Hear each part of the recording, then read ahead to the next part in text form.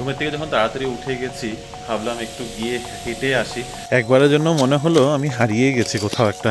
এখানে একটা government school আছে, গভর্নমেন্ট স্কুলের এখানে দেখি রাস্তা শেষ হয়ে যাচ্ছে। এখানে ঢুকে প্রথমে না ওই মিরামার বিচ গোয়ার ওরকম একটা ভাইব দেয়। দিকে এতটা আশাই হয় না কোনোদিনও, আর এখানে যে এত বড় লেক আছে সেটা বুঝতেই পারিনি। অনেকেই দেখছি লেকের ধারে গিয়ে দাঁড়িয়ে ফটো তুলছে। অবভিয়াসলি এত সুন্দর, পুরোটা ভিডিও করে করে দেখানো শুরু করি তাহলে আজকের পুরো ব্লগটার মধ্যে শুধু এই লেকটাই থাকবে। ন্যাচারাল পাথওয়ে থাকতে সেই কনক্রিটের রাস্তা দিয়ে কেই বা হাঁটবে। এত সুন্দর জায়গাটা ছেড়ে যেতে একদম ইচ্ছা করছে না। অনেকদিন হচ্ছে সবজিপাতি ভালো করে খাওয়া হচ্ছে না। আজকে প্ল্যান ছিলই যে বাজার করে আনবো। আমি রিনি ডাকছি, তুমি করলে আওয়াজ শোনা যায়। এখন দিনটা তো খুবই ভালো লাগছে, মনে হচ্ছে কোথাও একটা ঘুরতে যাই বাট হ্যাঁ সেটা তো পসিবল না। এই যে বসলাম, জানি না কখন উঠতে পারবো। এরকম ভাবে ধুয়ে রাখি আমার একটু সুবিধা হয়, নাহলে ফ্রিজটা প্রচন্ড নোংরা হয়ে যায়। 15-20 মিনিটস বাদে এখানে বাচ্চা কাচ্চা সব বেরিয়ে যাবে, কাইকিচির আওয়াজ শুরু হয়ে যাবে, আর রিমো তাতে তো প্রচন্ড ইরিটেট হয়ে যায়। বেশি না, 15-20 মিনিট লাগবে। আমি পাগল হয়ে যাবো। হ্যাঁ তো চলো আমরা কেক খাবো। ঢং করে এনেছে আবার কেকটাকে। এরকম বাড়িতে লোকজন আসলে কি হয় বলো তো, যেই খাবারটা সবার লাস্টে খাওয়া হয় পাতে পরে সেটা তো সবার আগে রান্না হয়। এখানে হচ্ছে বড়া ভাজা, এত সুন্দর হচ্ছে না, ফ্লাফি একদম। অনেকদিন ধরে আমাদের প্ল্যান, প্রায় বছর দেড়েক হবে, বছর দেড়েক ধরে আমরা মানে ওদেরও ইচ্ছা এখানে এসে একদিন থাকবো।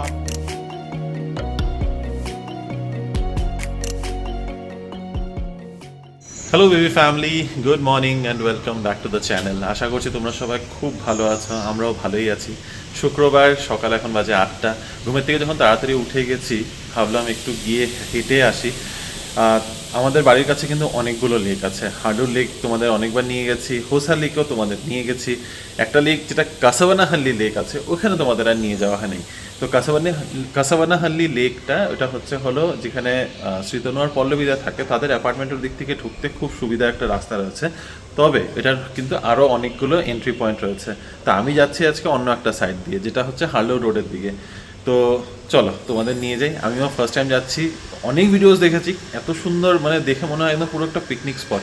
তো যাই, নিজের থেকে একবার গিয়ে দেখি। এত দিনে আমি যাইনি, মানে কাসাবানাহাল্লিতে থাকছি অলমোস্ট কত 6 বছর না 5 বছর, অলমোস্ট 5 বছর ধরে এই এরিয়াতে আছি, কিন্তু কাসাবানাহাল্লি লেক যাওয়া হয়নি। ভাবা যায়, একবারের জন্য মনে হলো আমি হারিয়ে গেছি কোথাও একটা। এখানে একটা গভর্নমেন্ট স্কুল আছে, গভর্নমেন্ট স্কুলের এখানে দেখি রাস্তা শেষ হয়ে যাচ্ছে। এই যে এখানে গেটটা রয়েছে, এই রাস্তাটা একদম জাস্ট প্রেস্টিজ ফরেন সিটির পাশে দিয়ে আসে, একদম গায়ে লাগানো রাস্তাটা। এখানে ডেড এন্ড পর্যন্ত এসে এখানে গভর্নমেন্ট স্কুল আছে।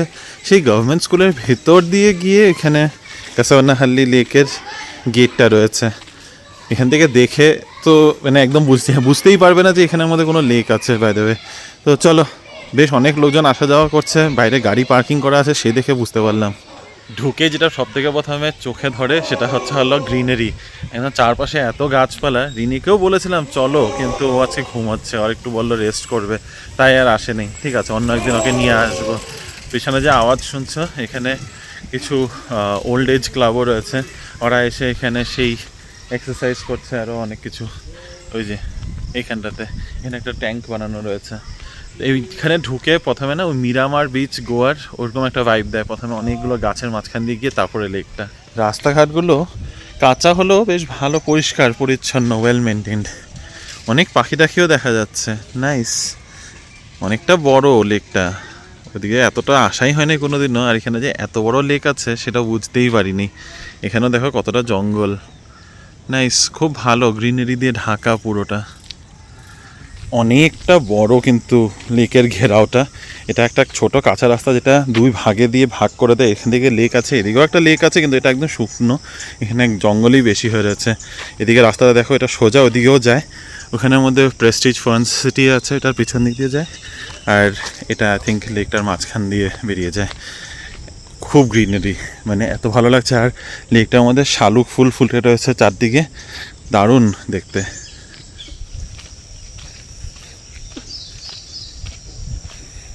আমি এই পাশে দিয়ে হেঁটে এসেছি।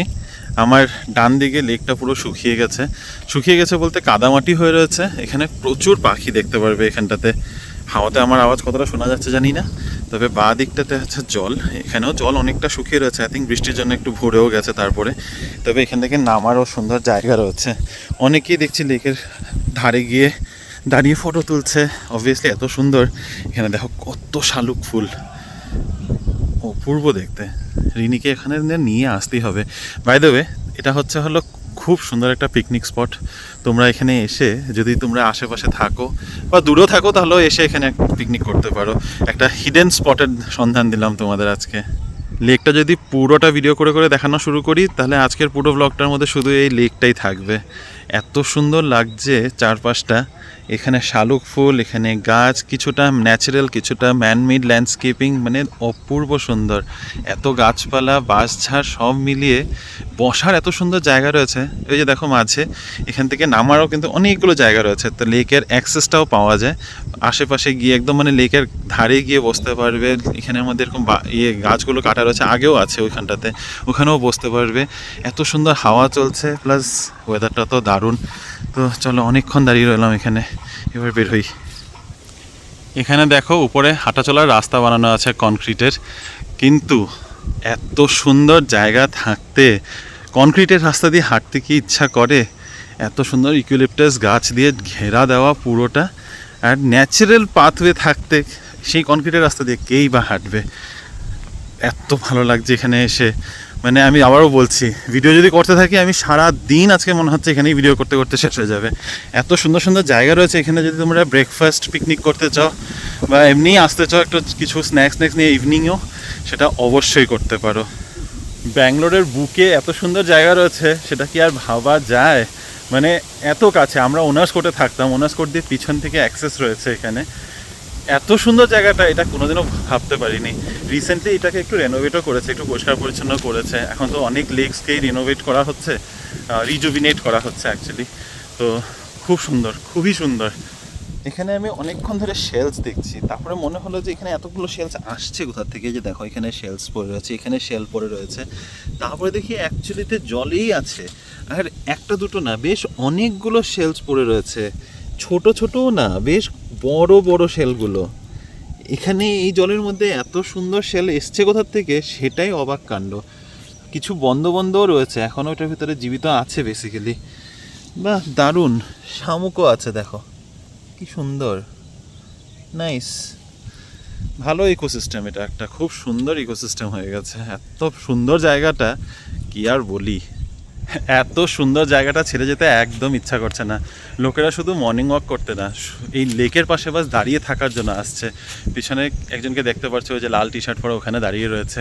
এখানেও দেখো পিছনে আরও একজন এখানে দাঁড়িয়ে রয়েছে। মানে শুধু লোকেরা এসে লেকের পাশে দাঁড়িয়ে থাকছে। আর সত্যি এত সুন্দর জায়গাটা যে দাঁড়িয়ে থাকলেও তোমার সময় কেটে যাবে। আর এই করতে করতে আমারও সময় কেটে গেছে প্রায় 9টা। অফিসে যেতে হবে, অফিসে যেতে হবে না, অফিসের কাজ আছে, বাড়ি যেতে হবে। তো অফিসের কাজ তো আর ফেলে রাখা যাবে না। রিনিকে অবশ্যই একবার নিয়ে আসবো। আধাটা লেকও আমি ঘুরে কমপ্লিট করতে পারি নাই। এত থেমে ভিডিও করেছি, আর জায়গাগুলোতে চোখ জুড়ে যাচ্ছে। দাঁড়িয়ে রয়েছি এক একটা জায়গাতে কতক্ষণ করে। যাই হোক, তোমাদেরও নিয়ে আসলাম। রিনিকে তো অবশ্যই একবার নিয়ে আসতেই হবে এখানে।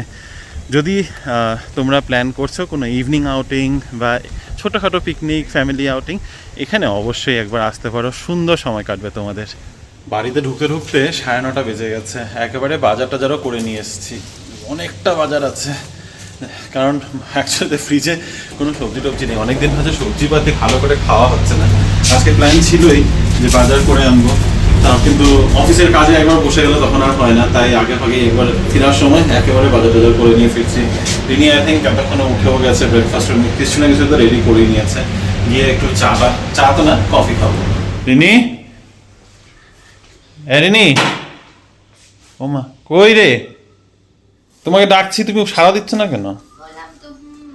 তুই এখান থেকে, আমি রিনি ডাকছি আর তুমি করলে আওয়াজ শোনা যায়। ঘুম থেকে উঠেছ তো? এখন উঠেছ?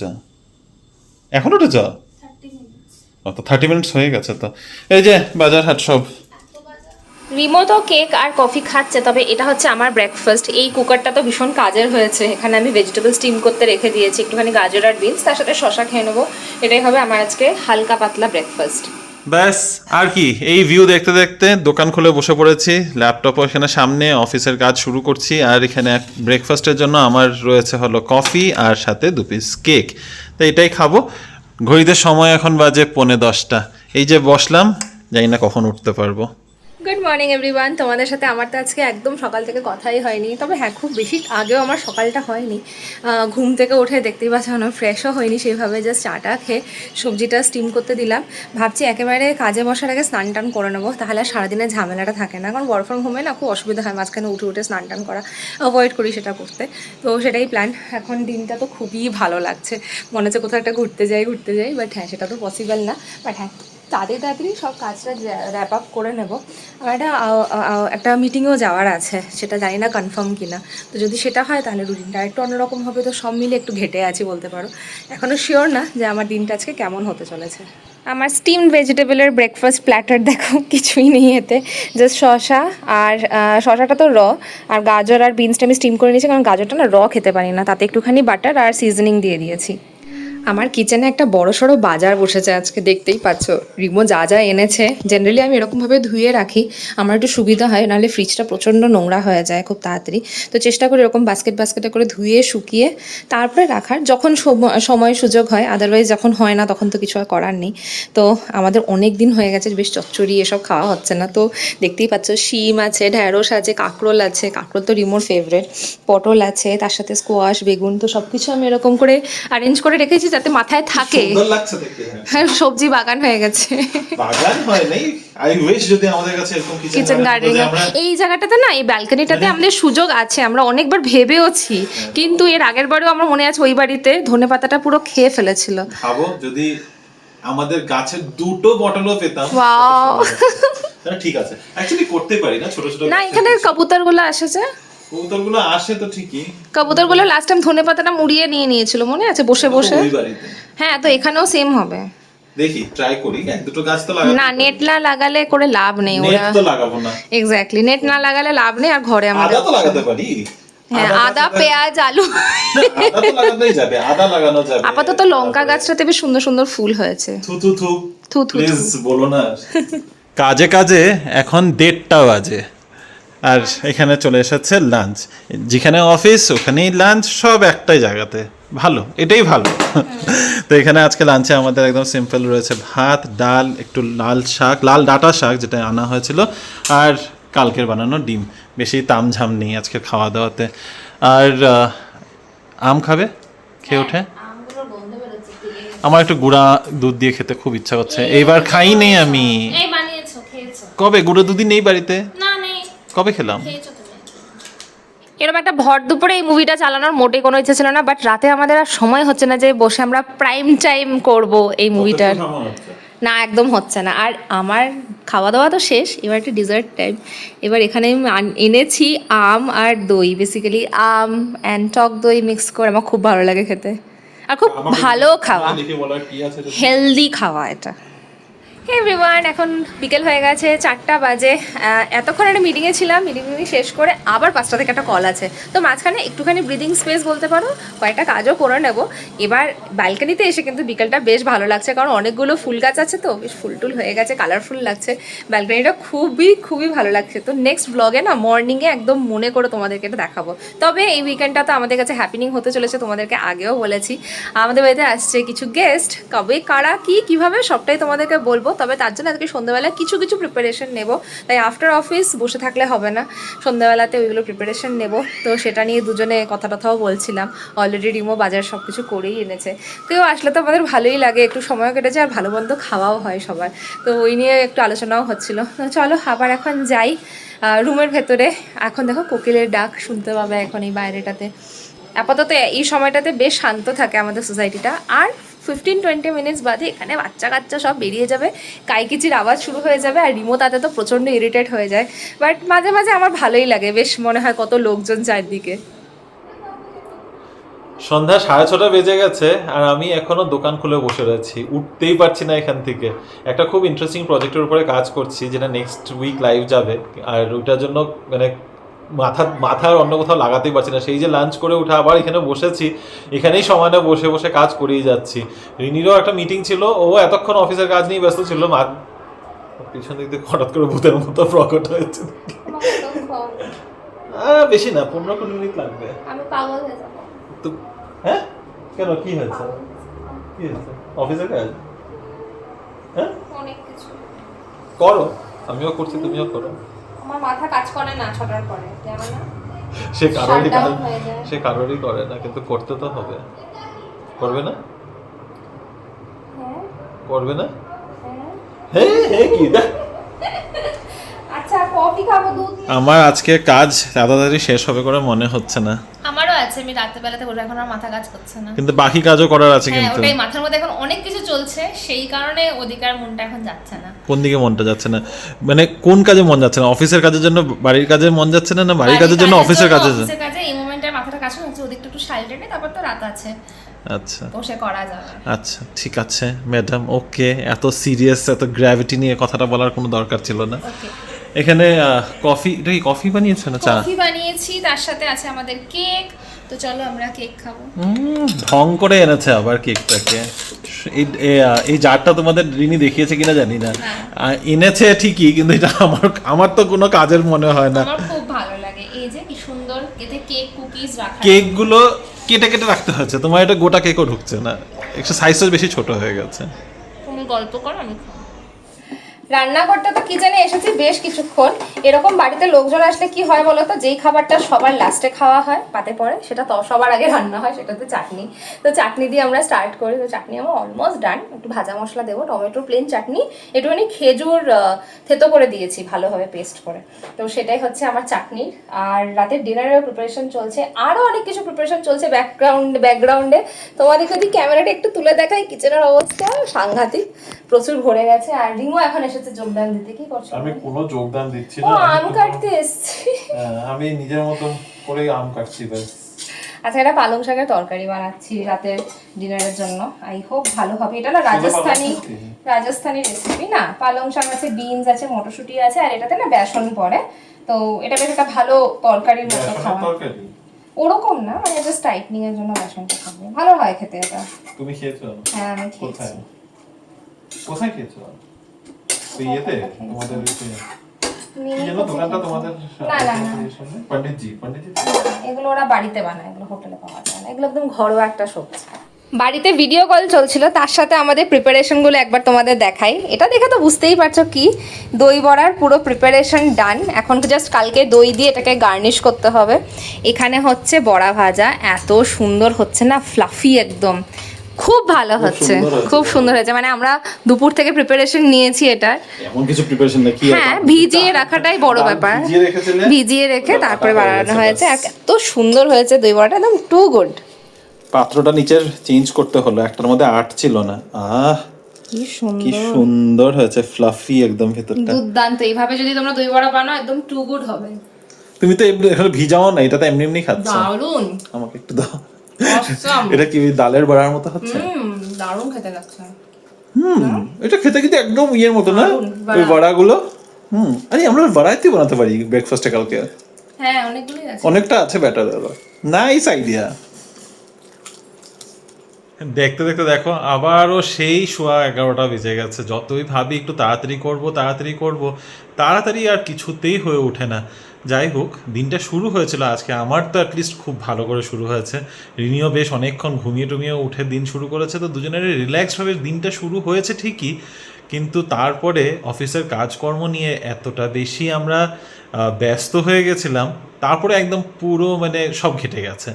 তবে আজকে একটা জিনিস আমি বলতে চাই, যখন অ্যাকচুয়ালি অফিসের কাজটা এনজয় করি না, তখন সত্যি মনে হয় যে ঠিক আছে, একটু বেশি সময় লাগলেও, মানে অফিস টাইমিংয়ের বাইরে সময় লাগলেও ইটস ওকে।